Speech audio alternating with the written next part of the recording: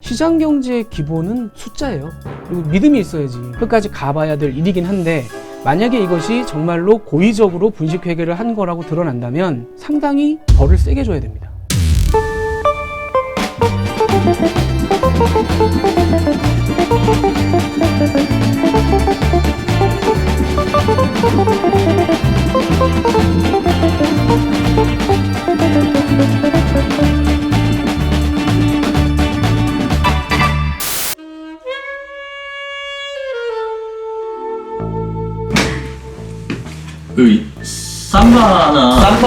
삼바 하나 아이템 해야 되지 않을까요? 이슈팀에서 해야 될 것 같은데 간단하게. 왜냐면 이게 지금 막 이슈라. 삼바가 뭐예요? 삼바 저 뭐지 저거. 아이 그거 고민 좀 해봐요.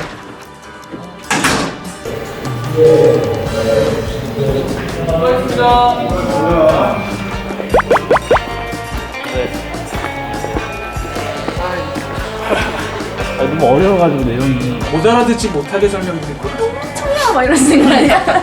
쌈바요에서 출발해서 여기 왔습니다. 이걸 어디서부터 시작을 해야 되나. 삼성이 아마 약 만드는 회사까지 만들었다는 건 아마 아는 분들 많지 않을 거고, 뭐 지금부터 얘기하는 건 삼성을 의심하는 사람들의 시나리오입니다. 아주 옛날로 돌아가요. 1996년으로 돌아갑니다. 사건은 이건희 회장이 아들 딸에게 회사를 물려줘야 되는 고민을 하는 시점이 온 거죠. 삼성그룹의 제일 중요한 회사는 삼성전자예요. 삼성그룹은 삼성전자와 삼성후자가 있다 이렇게 표현을 해요. 결국은 전자를 가져야만 삼성전자를 가질 수가 있게 되는 거예요. 그러면 이재용 부회장에게 삼성그룹을 물려주기 위해서 삼성전자를 어떻게 돈을 쓰지 않고 가지게 할 것인가가 문제가 되는 거죠. 96년에 어떤 일을 하게 되냐면, 우리가 이제 대부분 한 번은 가봤을 그 에버랜드라는 회사를 이재용 부회장에게 줍니다. 그 다음 단계가 삼성생명 주식의 20%를 에버랜드가 또 굉장히 싼 값에 가져갑니다. 이게 왜 문제가 되냐면, 생명사의 보험금이 되게 많아요. 삼성생명이 그 돈으로 상당히 많은 삼성전자 주식을 갖고 있습니다. 그러니까 에버랜드가 싼 값에 삼성생명 주식을 사면서 삼성전자까지도 7% 이상의 주식을 갖게 되는 딱딱딱 구조가 되죠. 그런데 참여연대라든가 이런 데서 문제 제기를 하는 거죠. 아니, 세금 내고 상속해라. 이제 결국은 노무현 정부 때 이게 본격적으로 재판에 들어갑니다. 이 재판이 계속 근데 늘어지다가 2009년에 대법원 판결이 나는데 무죄가 나와요. 클리어가 됩니다. 법적으로. 이제 2009년에 판결이 나왔고 이명박 정부가 됐죠. 뭘 해야 되겠어요? 이제 2단계로. 더 굳건하게 지배력을 하기 위해서 에버랜드를 한 번 더 굴려야 됩니다. 바이오로직스라는 제약회사를 차려요. 이게 뭐 하는 회사냐면 약을 찍어내는 데입니다. 공장이에요. 바이오로직스 밑에 바이오에픽스라고 하는 자회사를 만드는데 약을 개발하는 회사고, 연구해서 개발하는 회사고, 그게 2011년입니다. 그런데 여기서 이제 음모론이 등장하는 게 뭐냐면, 왜 제약업이냐라는 거예요. 삼성의 주장은, 아니 이게 지금 앞으로 유망산업이다. 뭐 고령화가 되고. 그런데 음모론을 제기하는 사람들의 주장은 뭐냐. 이 제약업이 가치를 부풀리기가 너무 좋다는 거예요. 제약업은 미래 가치를 보는 데기 때문에, 제가 이 약 개발했습니다. 이거 저 앞으로 미국 가서 임상실험 해가지고 오케이 나는 순간에 우리 떼돈 봅니다. 어제까지는 2천억이었는데 지금부터 8조짜리입니다. 라고 주장을 할 때, 야, 누가 거짓말하지 마, 이렇게 말을 못 한단 말이에요. 그래서 그게 2011년, 2012년, 2014년, 2014년, 2015년이 됐어요. 2015년에 아까 말씀드린 에버랜드가 중간에 제일모직으로 이름을 바꿉니다. 상황이 되게 복잡해져가지고 제일모직이 되는 순간 이 이름표를 한마디로 이제 그 아내의 유혹에서 점 찍은 겁니다. 그 상황에서 이 회사와 삼성물산의 합병을 추진을 하는데, 이 삼성물산이라는 회사가 왜 중요하냐면, 삼성물산이 또 삼성생명 주식을 굉장히 많이 가지고 있고, 삼성전자 주식을 또 꽤 많이 갖고 있어요. 그래서 저걸 딱 가지고 오는 순간에 이재용 부회장이 그 합병된 회사를 딱 가지면, 그 회사가 삼성생명을 완벽하게 지배를 하고, 삼성생명을 통해서 삼성전자를 완벽하게 지배할 수 있습니다. 이 주식을 다 갖고 있기 때문에. 합체가 되는 거죠. 로봇 합체하듯이. 문제는 뭐냐면 아까 말씀드린 대로 에버랜드에서 제일모직으로 이름은 바뀌었는데 회사는 그렇게 안 커요. 이 회사는. 근데 삼성물산은 레미안도 있고 건설회사도 있고 굉장히 큰 회사예요. 근데 이걸 합병을 해야 돼요. 합쳐야 저걸 내가 먹어야 돼요. 자, 그러면 다시 한번 강조하지만 음모론입니다.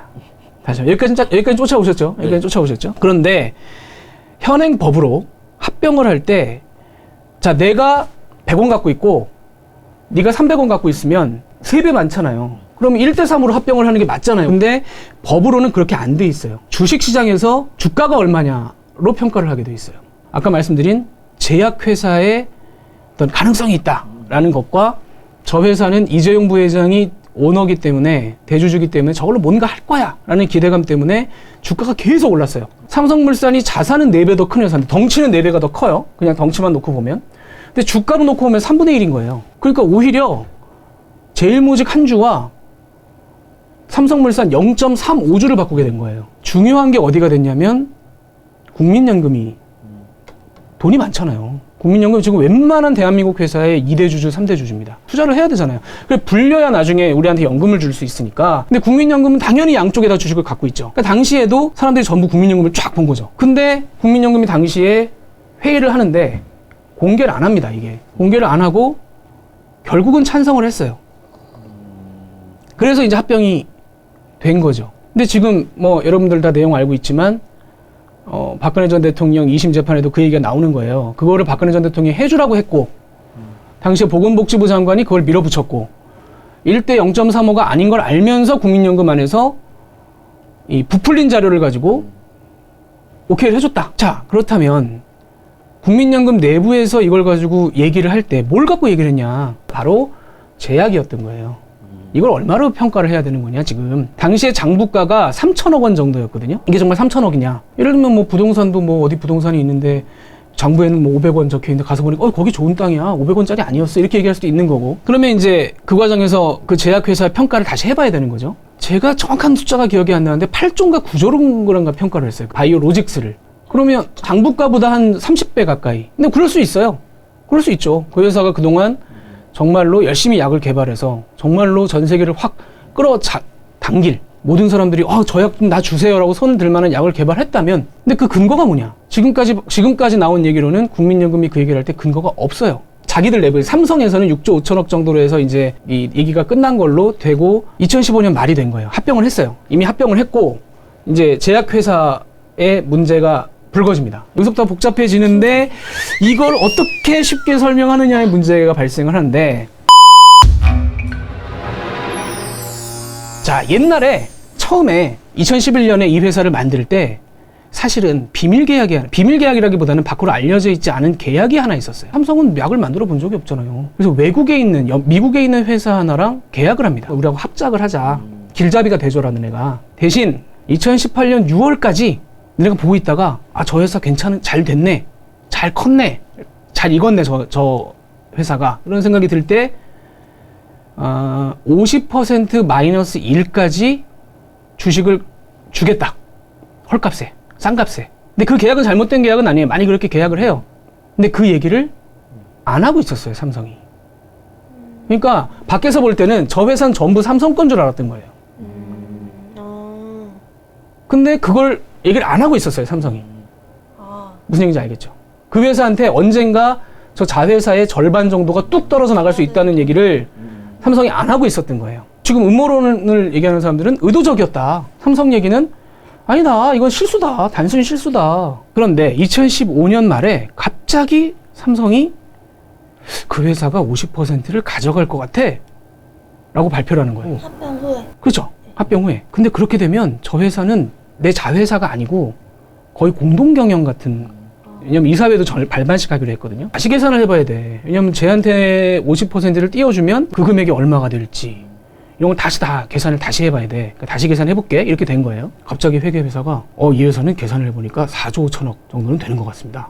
그때 정확하게 지금 제가 이게 숫자이기 때문에 사실 중요하고 민감한데 이건 어차피 계략적인 설명이니까 제가 찾아보거나 하진 않을게요. 그래서 이 숫자가 좀 틀리더라도 그 부분은 좀 양해해 주시기 바라겠습니다. 그 회사를 재평가해가지고 그 반을 저 회사한테, 미국 회사한테 반띵을 해주고 남은 거를 이득이라고 이득을 봤다라고 계산서에 써는 거예요. 그게 1조 7천억입니다. 그 삼성 바이오가 갑자기 맨날 적자 보던 회사가 2015년 말에 떡하니 1조 7천억 흑자가 나온 거예요. 사람들이 웅성웅성거리기 시작한 거죠. 저거 뭔가 있다. 그때 이제 참여연대와 예를 들면 심상정 의원 이런 사람들이 나서서 금감원에 이걸 감시하는 데입니다. 그런 걸 제대로 했나 안 했나 감시하는 금감원에 이 문제를 좀 제기를 한 거예요.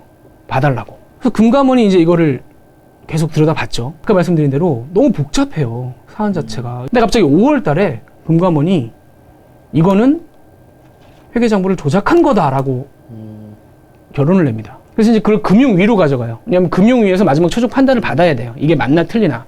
근데 금융위에서는 아까 제가 말씀드렸던 부분 중에 뭔가 장부가 이상한 것 같긴 한데 그러면 2012년부터 2015년 사이에 왜 그 회사한테 50%를 줘야 한다는 얘기를 삼성이 안 했던 거야? 그게 잘못된 거야? 뭐 한 거야? 그거부터 좀 알아봐. 그러고 다시 돌려보낸 거예요. 그리고 다시 이제 어제까지 시간이 흐른 겁니다. 이렇게 쭉. 지지난주에 이제 박용진 의원이 문서를 깐 거죠. 이거 봐라. 그 문서가 무슨 내용이었냐면 삼성바이오 내부에서 당시에 작성한 문건이에요. 그 내부 문건이에요. 지금도 그게 어디서 튀어나오는지 몰라요. 근데 삼성에서 만든 자료인 건 맞으니까. 삼성도 발뺌을 못 하는 거죠. 그거를 이제 부채로, 지금까지 이렇게 부풀려 놨잖아요, 회사를. 그러면 이제 그 가치를 부풀려 놓은 상태에서 저 회사가 50%를 가져간다는 약속을 밝히는 순간 그거를 빚으로 잡아야 돼요. 빚진 걸로 그 회사한테. 이해가 되세요? 빚 자체가 1조 8천억이 됩니다. 그 빚이. 내장부에 3천억이 잡혀있는 회사에 빚은 1조 8천억이 잡혀야 되는 거예요. 이거 어떻게 해야 돼요? 그리고 자기들끼리 이란이한 사만을 막 짭니다. 이걸 어떻게 해야 넘길 수 있나? 에 대한 그 내부 문건이 나온 거예요. 근데 문제는 뭐냐면 이 미국 회사가 50%를 가져간다고 손을 드는 순간 이 계산을 하는 게 사실은 맞아요. 들어야 본격적으로 그렇게 뭔가 그런 요소가 있어야. 근데 그 삼성은 계속 주장했죠. 그 회사가 그럴 거라고 우리한테 문서도 보냈었어.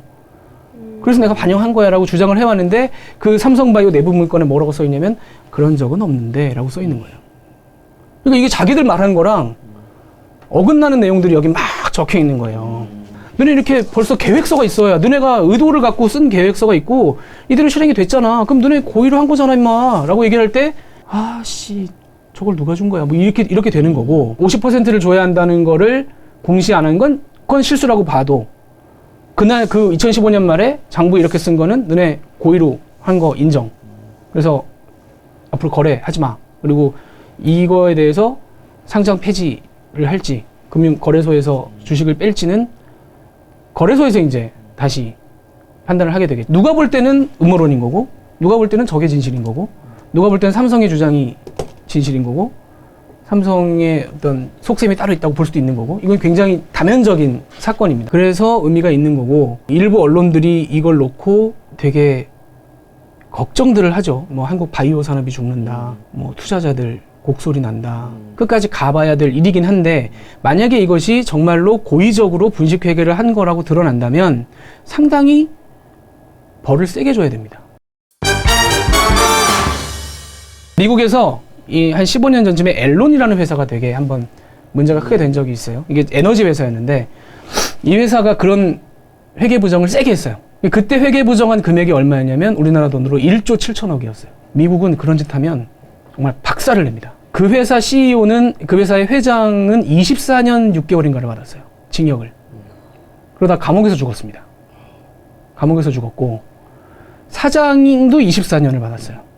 부회장인가는 자살을 했습니다. 그리고 그 회계법인, 아서 앤더슨이라는 굉장히 세계적인 회계법인이 도장을 찍어준 데가 있었는데, 걔들은 이 미국 증권거래소에 있는 회사들이 제 거한테 도장 받아오면 인정 못 해줘 라고 한마디로 문을 닫게 만들어 버린 거예요.